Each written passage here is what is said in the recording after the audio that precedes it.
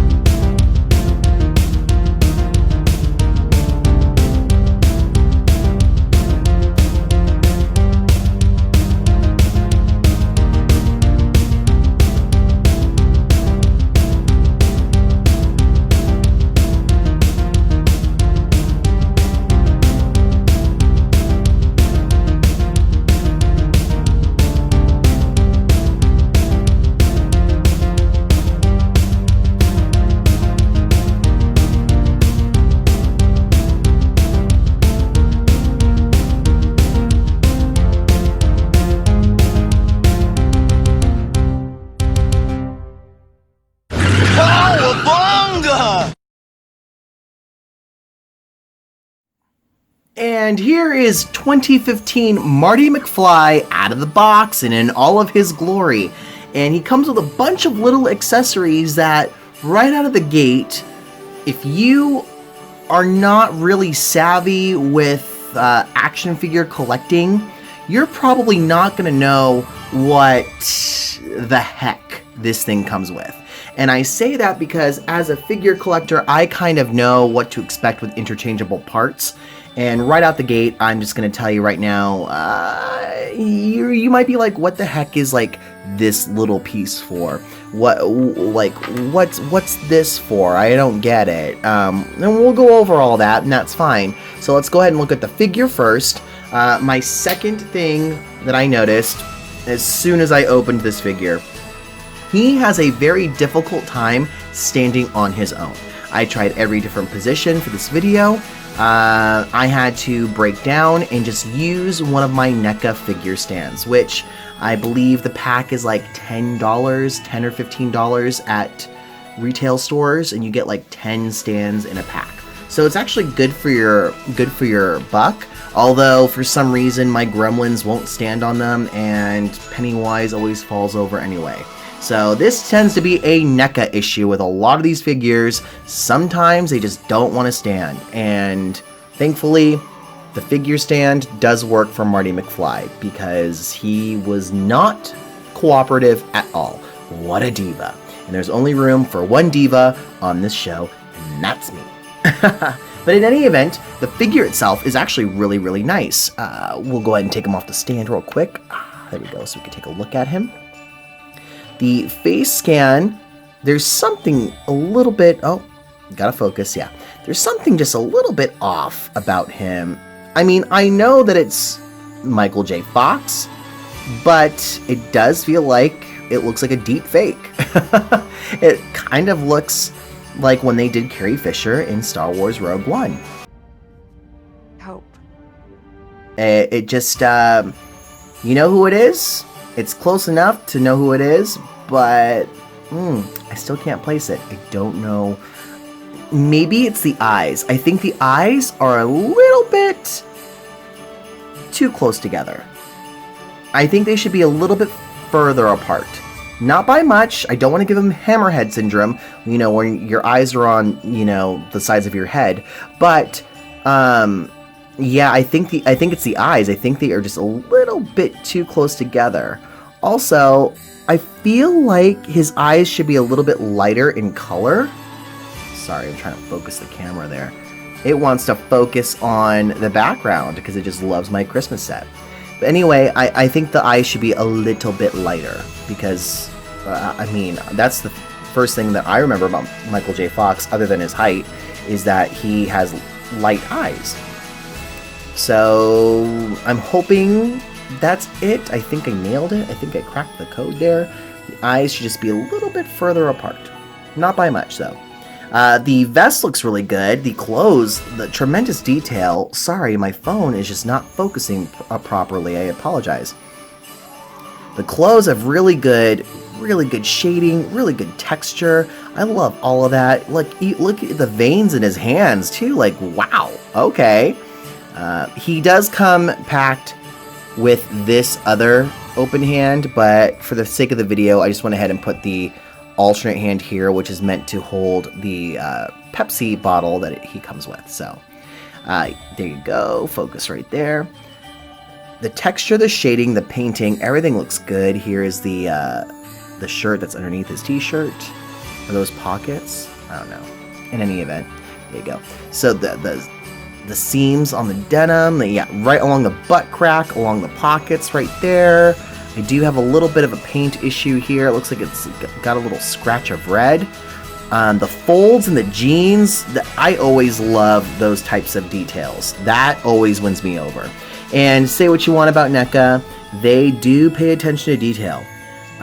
The self-auto lace-up sneakers, there you go right there. Really nice. You do have an ankle joint right there. You do have a single knee joint.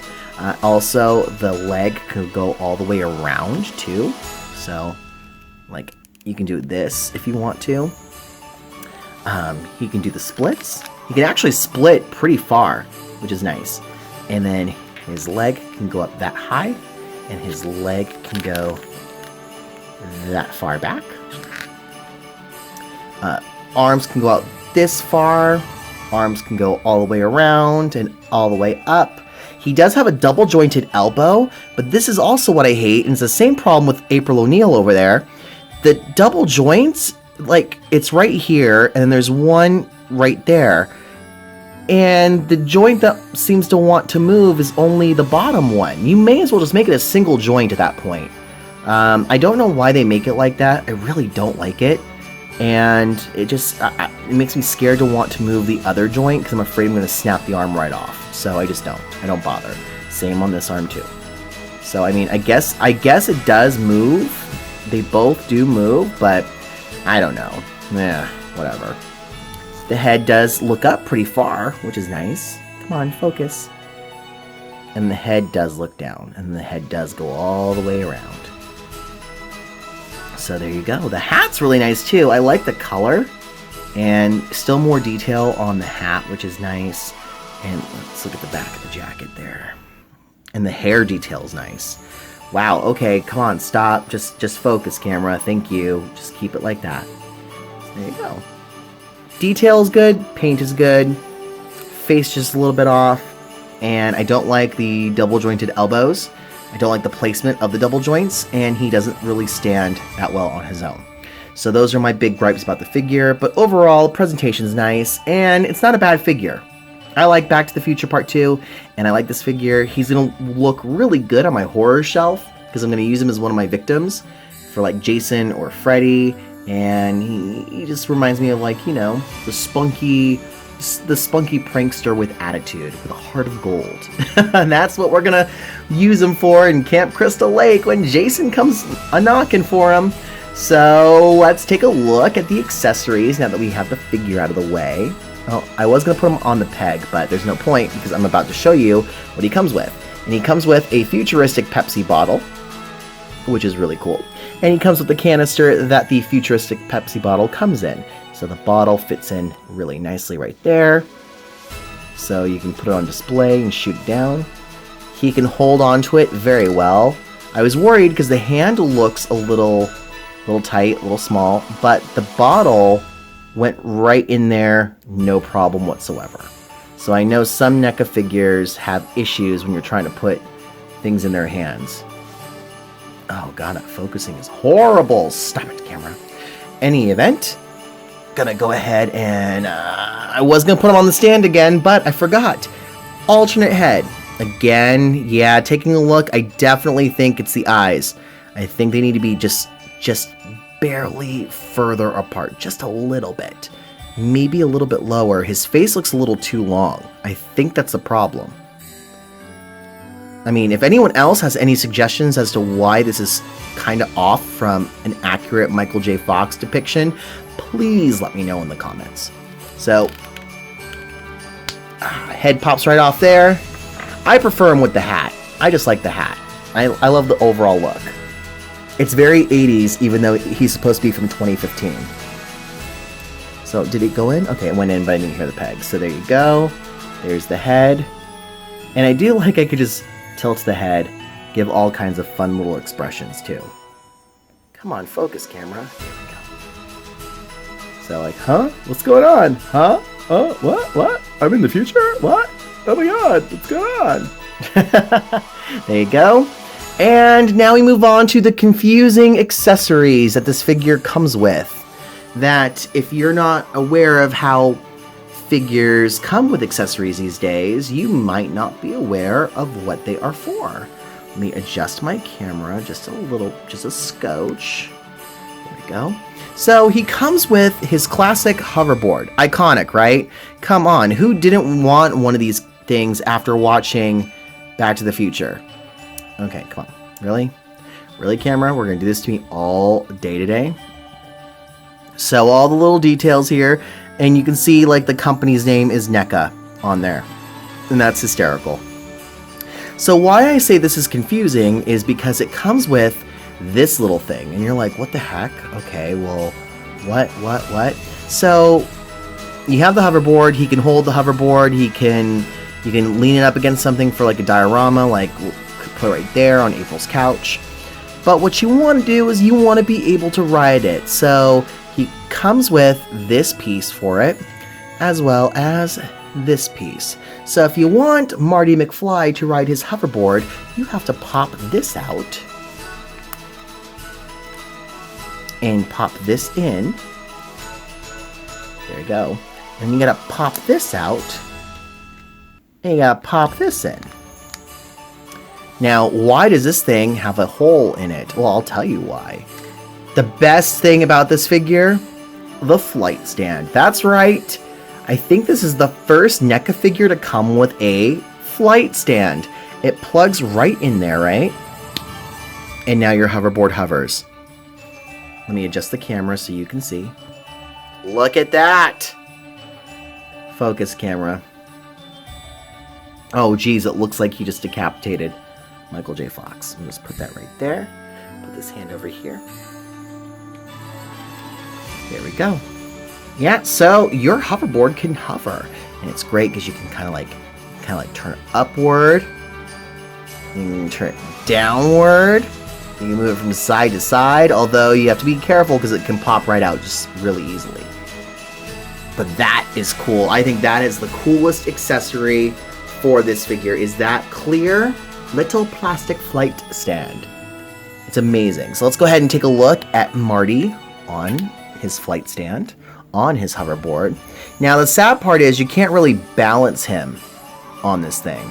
I mean, we can try. I tried earlier and it didn't work, but maybe with the the magic of you guys watching while the camera is rolling, it might create a Back to the Future miracle. Doubtful though. Doubtful. He did not want to stand on his own before. I don't know if he's going to want to do it on the hoverboard. He's kind of fighting me on this. Come on, man. Come on. Come on, bruh. Get on your hoverboard. Alright. Okay. So, alright. Wow. Okay, that does work with the camera on. Because I tried that numerous times when the camera was off. So you can now have your Marty McFly hoverboarding. How cool is that? That is really cool. I like that. My luck, it would tip over, he would fall off, and he'd break after he plummets from the bookshelf. So, I'm going to have to weigh my options there. Do I want that to happen? Absolutely not. Maybe I will test it out for a week and have him on the bottom shelf. This way, if he falls, there's a less chance of him breaking. But it's cool because, look, you can do different poses. Like maybe have him look like he's when he's trying to run from Biff, just scooting away. Doesn't really balance very well. But I guess with a mixture of the NECA stand as well as the hoverboard, you could pretty much do anything, right? Although who wants to use that many different stands? But you could always do something like that. But I like him just hovering on the hoverboard. I think that's amazing. Alright, so final verdict. On a scale of 1 to a perfect 10, this figure, we're gonna go with a 7. Yep, that's right, a 7. Based on the fact that the likeness is not completely accurate to the point where it kind of doesn't worry me per se, but it does catch my attention. The fact that I hate these double jointed elbows and how they position them. The fact that he does not stand on his own very well. Like, you do need a stand for this figure, at least mine does. I'm sorry, that reduces things drastically. That alone takes off like 2 points right there. Because I display everything, and unfortunately my display, because of the spacing and the layout of my apartment, I kind of need things on an area that has a hardwood floor. And when my things fall over, if they break, they're gonna break once they hit that floor. And I don't like that. I don't think anyone likes that. So the fact that I had such a struggle trying to stand this figure on his own prior to filming without a stand, I'm sorry, that's like a major dock for me, you know? I think that would be a major dock for a lot of collectors, to be perfectly honest with you. The likeness I can forgive. It's not always going to be accurate. It's not always going to be 100%. But this review is not just for me. It's for other collectors who do want their likenesses to be 100%. So I'm really sorry about that. I do love the accessories. That's also another point of contention for me when it comes to the final score, is that we didn't have any explanation as to what some of the accessories were. And even though I can figure it out because I am a figure collector and I know I can piece together, oh, this is what they're going for, the regular person who maybe just be buying this because they're a Back to the Future fan and not necessarily an action figure collector, that's not good. Sorry about it, NECA. For me personally, I like the figure. I don't mind keeping the figure. I was going to get it anyway before work asked me to review it. And I do love this stance right now. I think he looks super cool. I love the colors, the texture, the paint. I do love the flexibility of the legs, which is going to make it really cool trying to pose him on the hoverboard. I do love that hoverboard accessory, especially with the flight stand, because that is going to be so cool posing it with other figures. So Tommy likes it, but unfortunately it is 3 points shy of a perfect 10. And I hope that this has helped you decide whether you want to buy the figure or if you want to abstain from it and just stick with the original 1985 Marty McFly figure, or maybe go with just a Biff Tannen, or wait until the Doc figure comes out, whenever that may be, because I have still yet to see one in the wild. So I hope you agreed with me. If you don't, please leave your comments in the comment section. Talk with us about what you like about the figure and what you wish it had come with, what you wish it had fixed, or if you share my same concerns. And unfortunately, that's all the time that I've got for today. I hope you guys enjoyed the episode as much as I enjoyed making it. Be sure to check out RogueToys.com for all your toy collecting needs, and make sure to check out RogueToys.com for your Christmas needs as well. If you're looking for something for the holiday season, orders over $50 get free shipping. So definitely take advantage of that this holiday season, okay? Be sure to like us on Facebook at the Rogue Toys Facebook page. Every Tuesday at 6 p.m. Pacific Standard Time, the Facebook Live Claim Show stars Crystal and Steve as they give you tremendous discounts on awesome products from all 5 of our locations. That includes 3 in Las Vegas, Nevada, 1 in Salt Lake City, Utah, and 1 in Portland, Oregon.